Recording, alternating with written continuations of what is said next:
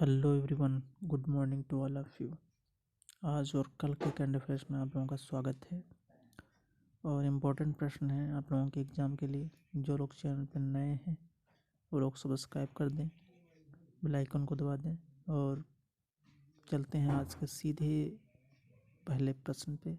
आप लोग देखिए,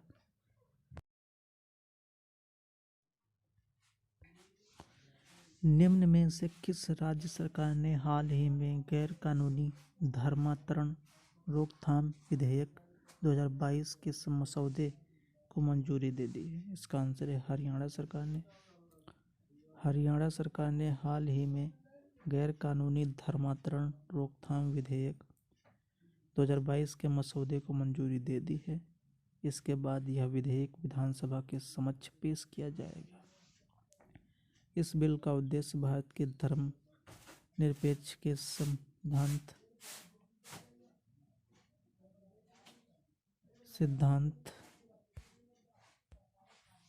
को बनाए रखना होगा। अगला प्रश्न, भारतीय रिजर्व बैंक ने हाल ही में रेपो रिपोर्ट में कोई बदलाव नहीं करते हुए कितने प्रतिशत पर बरकरार रखने की घोषणा की है? इसका आंसर है 4% पर बनाए रखने की घोषणा की है। भारतीय रिजर्व बैंक ने हाल ही में अपनी द्विमासिक मौद्रिक नीति के फैसले की घोषणा की है, जिसके तहत रेपो रेट में कोई बदलाव नहीं करते हुए 4% पर बरकरार रखने की घोषणा की है। आरबीआई ने इसमें साथ ही रिजर्व रेपो को 3.35% पर बरकरार रखा है। अगला प्रश्न, निम्न में से किसने हाल ही में विदेशी ड्रोन के आयात पर प्रतिबंध लगा दिया है? इसका आंसर है केंद्र सरकार ने। केंद्र सरकार ने हाल ही में विदेशी ड्रोन के आयात पर प्रतिबंध लगा दिया गया है, जिसके तहत अब विदेशों से ड्रोन नहीं खरीदे जाएंगे। हालांकि रिजर्व, डेवलपमेंट, डिफेंस और सुरक्षा के उद्देश्य से ड्रोन का आयात हो सकेगा, जिससे देश में ही ड्रोन मैन्युफैक्चरिंग को बढ़ावा मिलेगा। अगला प्रश्न, Salesforce global digital skills index 2022 में भारत ने कौन सा स्थान हासिल किया? तो उसका आंसर है पहला स्थान। ये इम्पोर्टेंट क्वेश्चन है, इसको याद रखना। इसमें पहला स्थान है। इंडेक्स तो 19 देशों की तुलना में बनाया गया Salesforce global digital skills index 2022 में भारत ने पहला स्थान हासिल किया है। नए डिजिटल कौशल और कर्मचारी भावनाओं को सीखने में नागरिकों की तत्परता के आधार पर इस सूचकांक की गणना की गई थी। इसका अगला प्रश्न, इनमें से किस द्वारा जारी आंकड़े के मुताबिक 2022 में नौकरी छूटने के कारण आत्महत्या करने वालों की संख्या बढ़ी है? तो इसका आंसर है राष्ट्रीय अपराध रिकॉर्ड ब्यूरो। राष्ट्रीय अपराध रिकॉर्ड ब्यूरो के द्वारा जारी आंकड़ों के मुताबिक 2022 में नौकरी छूटने के कारण आत्महत्या करने वालों का आंकड़ा पहली बार 3,000 का आंकड़ा पार कर गया था। 2020 में आत्महत्या करने वालों की कुल संख्या 1.53 लाख थी, जबकि 2019 में 1.39 लाख थी। अगला प्रश्न, हाल ही में किस मंत्रालय ने श्री एम जगदीश कुमार को यूजीसी का नया अध्यक्ष नियुक्त किया है? यूजीसी का इम्पोर्टेंट प्रश्न है, याद रखना। तो इसका आंसर है शिक्षा मंत्रालय। शिक्षा मंत्रालय ने हाल ही में श्री एम जगदीश कुमार को यूजीसी का नया अध्यक्ष नियुक्त किया गया है। वे 5 साल की अवधि के लिए नियुक्त किए गए हैं। वे इससे पहले जवाहरलाल नेहरू विश्वविद्यालय के कुलपति रूप में कार्य करते थे। जगदीश कुमार आने वाले वर्षों में शिक्षा नीति को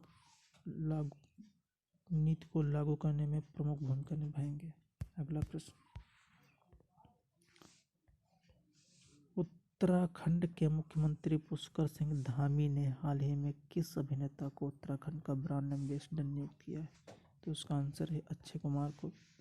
अक्षय कुमार के मुख्यमंत्री पुष्कर सिंह धामी ने हाल ही में अभिनेता अक्षय कुमार को उत्तराखंड का ब्रांड एम्बेसडर नियुक्त किया है, जबकि 2017 में अक्षय कुमार को स्वच्छ अभियान के लिए उत्तराखंड का ब्रांड एम्बेसडर नियुक्त किया गया था। अगला प्रश्न, फाइजर इंडिया ने आर.ए. शाह के इस्तीफे के बाद किसके पूर्व सलाहकार प्रदीप शाह को अपने बोर्ड का अध्यक्ष नियुक्त किया है? तो इसका आंसर है विश्व बैंक ने। फाइजर इंडिया ने आर.ए. शाह के इस्तीफे के बाद विश्व बैंक के पूर्व सलाहकार प्रदीप शाह को अपने बोर्ड का नया अध्यक्ष नियुक्त किया है। प्रदीप शाह ने यूएसएआईडी विश्व बैंक की एशियाई बैंक के सलाहकार के रूप में भी काम किया है। अगला प्रश्न, निम्न में से कौन सी क्रिकेट टीम हाल ही में 1000 वनडे खेलने में पहली टीम बन गई है? याद रखना इम्पोर्टेंट प्रश्न है। ये है भारतीय क्रिकेट टीम हाल ही में 1000 वनडे खेलने में वाली पहली टीम बन गई है। भारतीय टीम अब तक 2 वनडे वर्ल्ड कप और 1 T20 वर्ल्ड कप जीत चुकी है। भारतीय टीम ने 1000 मैचों में 519 मैच में जीत दर्ज की है, जबकि 9 मैच टाई हुए हैं, 41 मैच बिना परिणाम के समाप्त हुए हैं। आईपीएल की नई फ्रेंचाइजी अहमदाबाद ने अपनी टीम का नाम क्या रखा है? तो इसका आंसर है गुजरात टाइटंस। आईपीएल की नई फ्रेंचाइजी अहमदाबाद ने अपनी टीम के नाम की घोषणा की है। टीम का नाम गुजरात टाइटंस रखा गया है।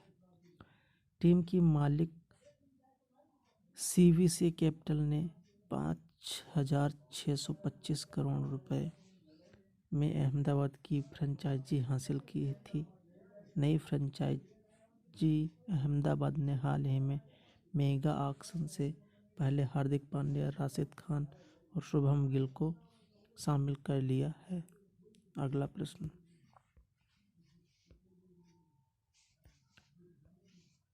हाल ही में कौन सा केंद्र शासित प्रदेश राष्ट्रीय एकल खिड़की प्रणाली के साथ जुड़ने वाला पहला केंद्र शासित प्रदेश बन गया है?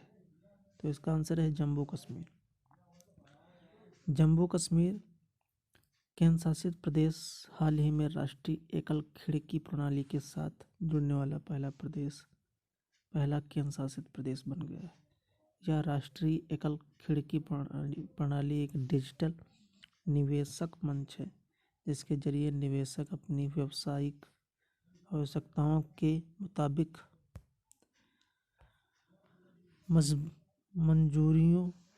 मंजूरियों के लिए आवेदन कर सकेंगे। अगला प्रश्न,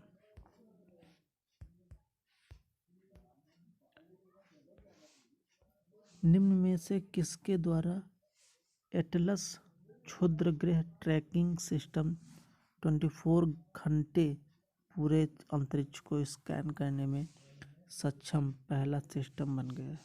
तो उसका आंसर है नासा के द्वारा एटलस यानी एस्ट्रॉयड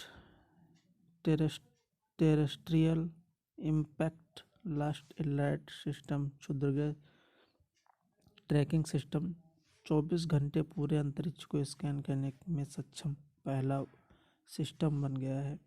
यह एटलस एक अत्याधुनिक क्षुद्रग्रह प्रणाली जिसे हवाई विश्वविद्यालय खगोलीय विज्ञान संस्थान द्वारा संचालित किया जाता है। अगला प्रश्न, निम्न में से किस राज्य ने हाल ही में परय शिक्षालय नामक ओपन रूम क्लासरूम लॉन्च करने की घोषणा की है? इसका आंसर है पश्चिम बंगाल सरकार ने। पश्चिम बंगाल सरकार द्वारा हाल ही में प्रो प्राइमरी और प्राइमरी छात्रों के लिए परम शिक्षालय नामक ओपन रूम क्लासरूम लॉन्च करने की घोषणा की है, जिसके तहत कक्षा 1 से 5 के छात्रों को प्रारंभिक शिक्षा प्रणाली की जाएगी। यह कक्षाएं जमीन पर संचालित की जाएंगी। अगला प्रश्न, निम्न में से किस पार्क को भारत की पहली ओईसीएम साइट घोषित किया गया है? तो इसका आंसर है अरावली जैव विविधता पार्क। अरावली जैव विविधता पार्क को हाल ही में भारत की पहली ओईसीएम साइट घोषित किया गया है। यह ओईसीएम टैग प्रकृति संरक्षण के अंतर्राष्ट्रीय संघ द्वारा दिया जाता है, जिसके अनुसार ओईसीएम स्थल संरक्षित नहीं है, लेकिन जैव विविधताओं में समृद्ध है। अरावली पहाड़ियाँ देश की पहली ओईसीएम साइट है। अगला प्रश्न, निम्न में से किस केंद्र शासित प्रदेश ने हाल ही में विश्व का सबसे बड़ा इग्लू कैफे खोला गया है? तो इसका आंसर है जम्मू कश्मीर में। जम्मू कश्मीर में पहला सबसे बड़ा इग्लू कैफे खोला गया है। जम्मू कश्मीर केंद्र शासित प्रदेश ने हाल ही में विश्व का सबसे बड़ा इग्लू कैफे खोला गया है,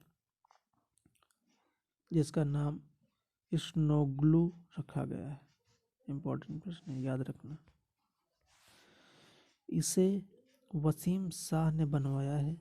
इसका व्यास 44.5 फीट और ऊंचाई 37.5 फीट है। यह कैफे इस क्षेत्र के प्रमुख पर्यटक आकर्षणों में से एक बन गया है। अगला प्रश्न,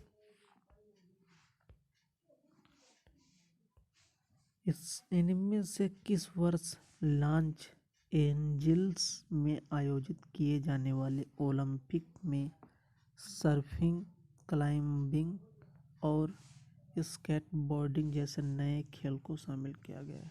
तो इसका आंसर है 2028 में। वर्ष 2028 में लॉस एंजिल्स में आयोजित किए जाने वाले ओलंपिक में सर्फिंग, क्लाइंबिंग और स्केटबोर्डिंग जैसे नए खेल को शामिल किया गया है। इन खेलों को 2020 टोक्यो ओलंपिक में पेश किया जा गया था।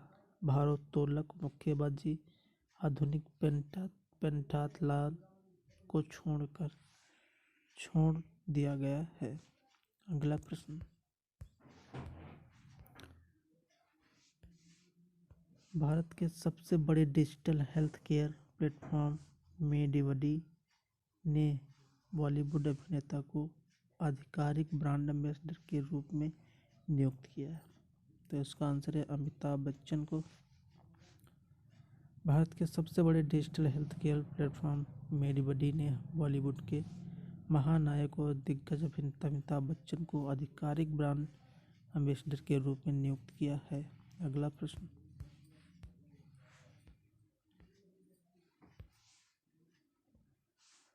चीन और किस देश ने हाल ही में $60 बिलियन सीपीईसी के दूसरे चरण को शुरू करने के लिए समझौते पर हस्ताक्षर किए?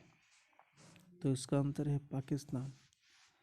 पाकिस्तान और चीन ने हाल ही में $7 बिलियन के चीन पाकिस्तान आर्थिक गलियारे सीपीईसी के दूसरे चरण को शुरू करने के लिए समझौते पर हस्ताक्षर किए हैं। यह बुनियादी ढांचा परियोजनाओं का एक संग्रह है जो पूरे पाकिस्तान में निर्माणाधीन है। यह 2013 में शुरू किया गया था। इस परियोजना की शुरुआत मूल्य $47 बिलियन अमेरिकी डॉलर था।